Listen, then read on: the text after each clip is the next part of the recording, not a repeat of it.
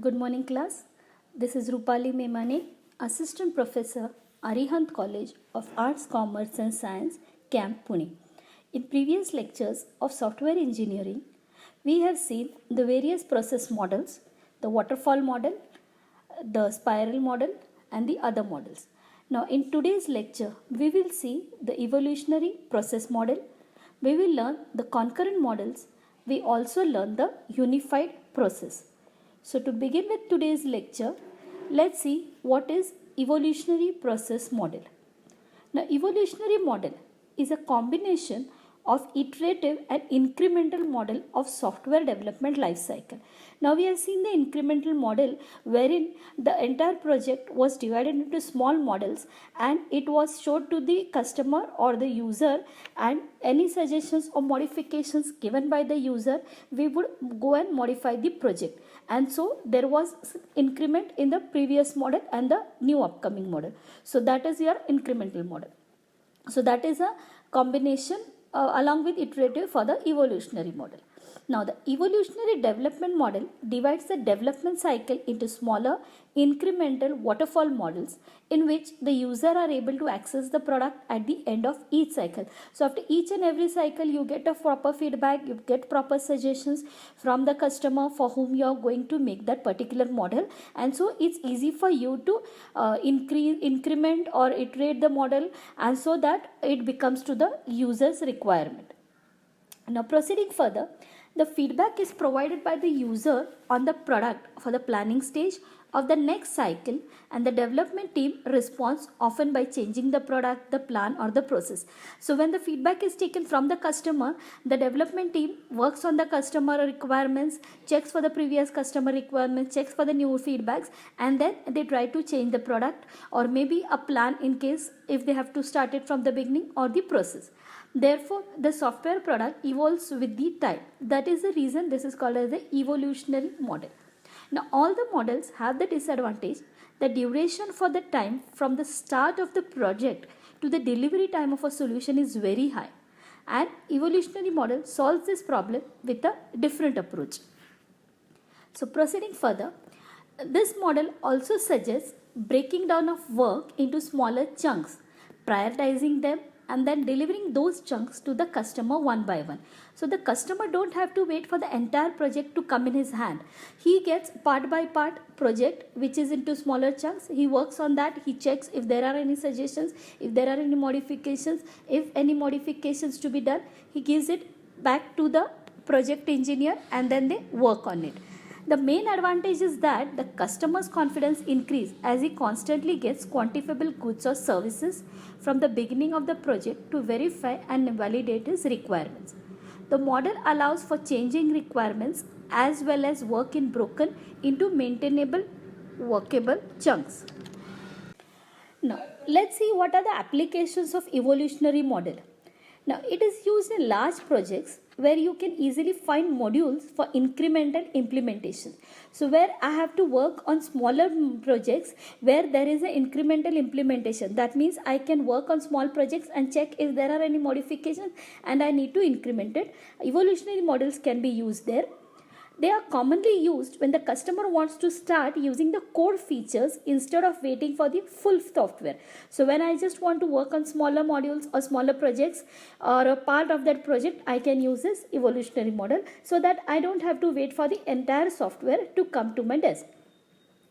Now, evolutionary model is also used in object-oriented software development because the system can be easily portioned into units in terms of objects. Now let's see what are the advantages and what are the disadvantages of this evolutionary process model. Now in advantages, a user gets a chance to experiment partially developed system.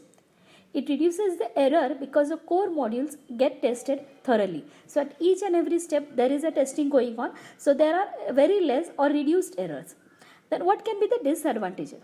Sometimes it is hard to divide the problem into several versions that would be acceptable to the customer, which can be incrementally implemented and delivered. So every now and then or every time it's not possible that the entire project can be divided into smaller parts and it has to be worked or incremented. So this can be a disadvantage of an evolutionary model.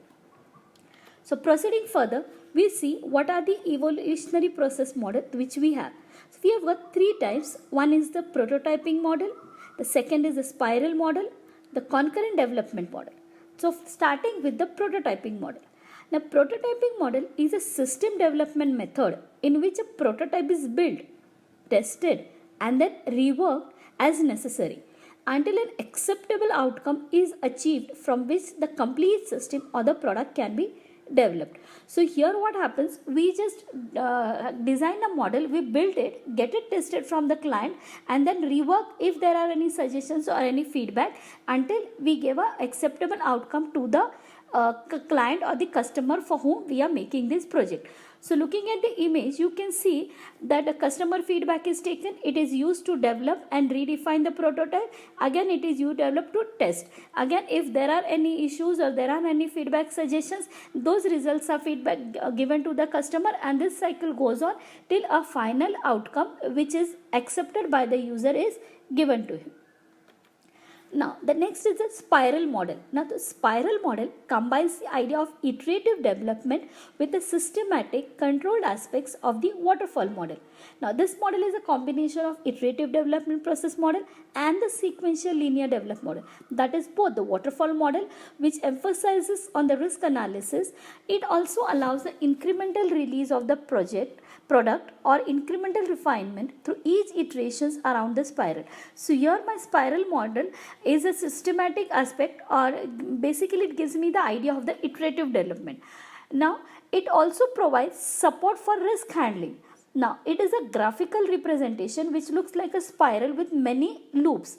Now each loop is a phase of the development process and the exact number of phases needed to develop the product can be varied by the project manager depending on the project risk. So as soon as he finds any project risk, he goes around the cycle and then comes back to a point. So this particular spiral goes on in iterative fashion till a proper outcome of the software is not given to the customer. Now, as a project manager dynamically determines the number of phases, the project manager has an important role to develop a product using the spiral model. Now, the radius of the spiral model at any point represent the cost or the expense of the project which has been done so far, and the angular dimension represent the progress made so far in the current phase. Now let's see the diagram of the spiral model and then you will be able to elaborate it more clearly.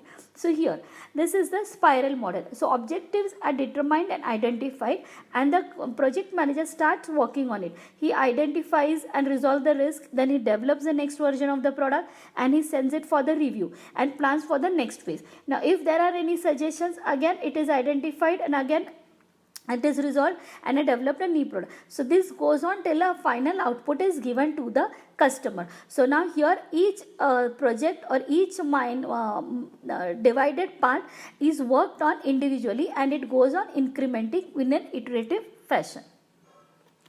Now the next model which we try to learn is your concurrent development model.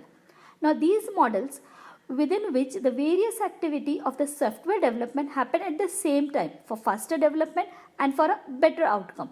The concurrent model is also referred to as parallel working model. Now we see the concurrent process model. Here we can see the modeling activity. Initially it is in the inactive state. So when it comes into the under development, then in the under development the plannings are done, requirement analysis has been taken, and this represents the state of the software engineering activity. Then under development is taken under review and it is reviewed by client, customer, other software testers, and once it is reviewed it is baseline and the final product is done. Or from review it goes on to the done method and then any changes it is waiting for the awaiting changes, and under revision if there are any changes to be done, again it goes to the under review phase, and any suggestions done it is going to the awaiting changes. Now once the awaiting changes are done, then in the under development it is waiting for the changes to done, and when the product is done it goes on. So this is a concurrently, parallelly, multiple things or tasks are done in the concurrent process model. So this is the modeling activity of a concurrent process model. Now proceeding further, we come to the concept called as a unified process. Now, what is a unified process? It is an iterative and incremental software development framework from which a customized process can be defined. Now, this framework contains many components and has been modified a number of times to create several variations. So the many times many components are modified to create different types of variations to be shown to the customer, and then trying out a trial error basis. Okay, this combination what happens, and multiple variations are shown to the client, and so that once he selects one, then a unified process is again given to him, and basically this is we are trying to customize the process. Now, the process development has got 4 phases. First is the inception, that is the start or from where the inception or the planning phase starts. Then we elaborate on the inception or the plans which we have already decided. Then once it is elaborated, then the actual conceptual design or the conception of the product or a software model is done and then showed to the customer, and then the transition phase in where it is given to the client for testing. If any changes, it come back. So it is in the transition or the trial phase. So these are the 4 phases for the process development. Now, proceeding further, what are the characteristics of this process? Now, it is use case driven, it is architecture centric, it is risk focused, and it is iterative and incremental. So, in today's lecture, we have seen different models. Those are the evolutionary process model, we saw the concurrent models, we also saw the unified process. Now, for this particular lecture, I have taken references from these sites. So, that's all for this lecture today. So, see you in the next lecture with some new concept in software engineering. Till then, thank you.